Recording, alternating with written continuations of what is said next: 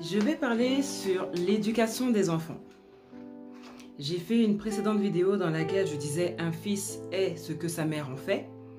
Mais là, je parlais de manière générale, les enfants.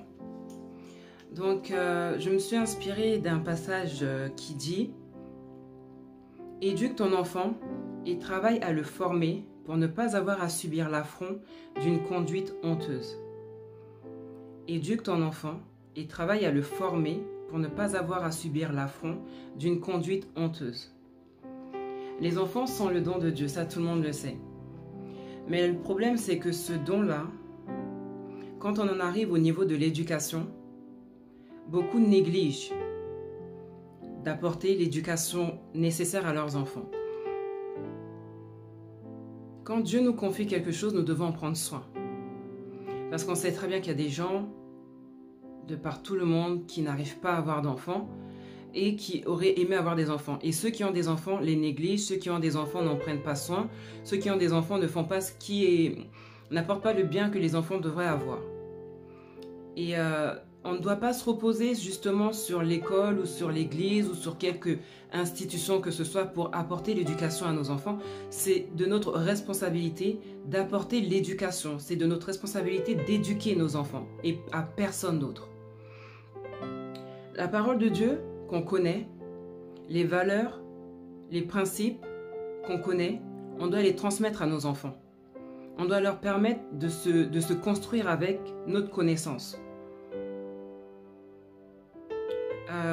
On doit utiliser justement ces connaissances, ces valeurs, ces principes pour mettre des barrières à nos enfants, pour leur mettre un cadre de vie, pour leur apporter justement un équilibre pour maintenant et pour plus tard. On doit leur inculquer le respect, on doit leur inculquer la crainte de Dieu. On doit leur apprendre à savoir se tenir en société et même quand ils sont seuls. Parce que c'est pas parce que les yeux ne sont plus sur nous, que les regards ne sont plus tournés vers nous, qu'on doit commencer à se négliger et à se laisser aller. Ce que j'entends par là, c'est quoi? C'est que quand quelqu'un fait quelque chose de bien, il faut que ce bien qu'il fait devant les gens, il soit aussi en mesure de le faire quand il est seul. Et c'est là qu'on voit l'intégrité d'une personne. C'est là qu'on voit qu'une personne a vraiment ça en elle. C'est ce que je fais devant les gens, je le fais aussi lorsque je suis entre quatre murs et qu'il n'y a plus personne d'autre que Dieu et moi. Un des premiers éléments de l'éducation dont je voudrais parler, c'est apprendre à l'enfant à se taire. Bien trop souvent, on laisse nos enfants prendre la parole dans les conversations des adultes. Quand des grands sont en train de parler entre eux et que les enfants sont dans la pièce, on a tendance à laisser les enfants s'ingérer, s'immiscer dans les conversations des grands, parler comme s'ils faisaient partie justement de la génération qui est en train de s'entretenir. Il n'y a rien de pire qu'un enfant qui met sa bouche dans les conversations des grands parce que le respect est mort. Il va se sentir au même niveau que tout le monde et il y aura plus de respect. Il n'y aura plus de respect parce que l'enfant ne restera pas à sa place. Apprendre un enfant à se taire, c'est lui apprendre aussi à réfléchir avant de parler. Parce qu'il n'y a rien de pire qu'un enfant qui parle, qui dit tout ce qui passe par la tête, enfin tout ce qui lui passe par la tête, sans faire appel à son cerveau. Et c'est là qu'il y a des secrets qui peuvent être divulgués et des propos inappropriés qui vont être tenus. Et plus un enfant a la bouche ouverte, plus on est sûr de le voir pécher par sa bouche, justement comme je le disais, en divulguant des secrets ou en disant ce qu'il ne faut pas. Apprends-lui la prudence qui passe par la maîtrise de soi. Sans quoi, tu auras honte devant les gens. C'est embarrassant d'avoir un enfant qui parle en disant tout et n'importe quoi devant les gens. Et souvent, quand on est confronté à cette situation, que ce soit nous ou d'autres personnes, on voit le malaise sur le visage des parents.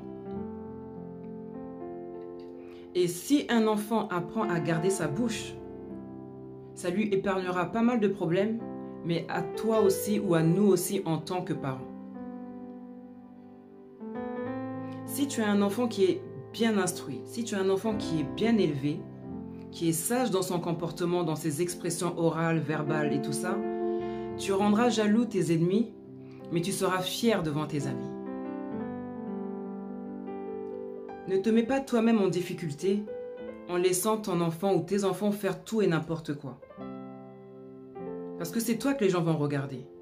On a déjà eu cette situation où on voit des enfants se comporter n'importe comment, ne pas savoir se tenir, ne pas savoir parler, ne pas être sage, ne pas... Et se dire, mais que font les parents? On l'a tous déjà dit au moins une fois. Mais que font les parents? Que leur apprennent leurs parents? Donc tout excès nuit. Vraiment, ça c'est pas nouveau. Tout excès nuit. Et tout excès de liberté nuira à ton enfant. On ne dit pas qu'un enfant, il faut l'enfermer. Mais un enfant, il faut savoir lui donner, il faut savoir être équilibré en ce qui concerne la liberté. On ne peut pas laisser un enfant faire tout et n'importe quoi. Nos enfants ne seront jamais parfaits. Et c'est pas ce qu'on demande. Parce que nous-mêmes, nous ne le sommes pas. Donc on peut pas attendre ça de nos enfants. Mais, ce qui serait bien, c'est que nos enfants soient le résultat d'une éducation bien faite. On apporte ce qu'on peut pour l'amélioration d'un enfant, pour la construction d'un enfant. C'est de notre responsabilité. Je le répète parce qu'on a tendance à se dire oui, mais bon, l'école est là pour ça. J'ai déjà entendu des gens dire oui, mais bon, l'école est là pour ça, etc., etc. Non. L'éducation commence à la maison. Et une chose qui est à noter, c'est aussi que les parents qui élèvent bien leurs enfants éprouveront de la satisfaction. Et éprouveront un sentiment de mission accomplie, si je peux dire ça comme ça. Et là, je voudrais faire un clin d'œil aux mères. Les mères, quand votre mari dit non à l'enfant, vous aussi vous dites non. Arrêtez de dire oui quand le père a dit non. Parce qu'en faisant ça, qu'est-ce que vous faites? Vous effritez l'autorité du père aux yeux de l'enfant. Et en même temps, vous-même, vous mettez le feu dans votre foyer.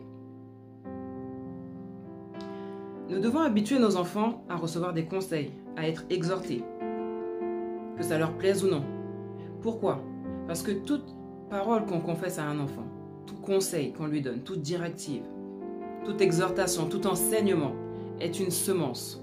Et cette semence, il en mangera les fruits le jour où il sera confronté à une situation particulière, et que le Saint-Esprit permettra que tes conseils, tes enseignements, tes mises en garde, tes avertissements, tout ce que tu lui auras déjà dit en amont, remonteront dans son cœur, remonteront à sa mémoire.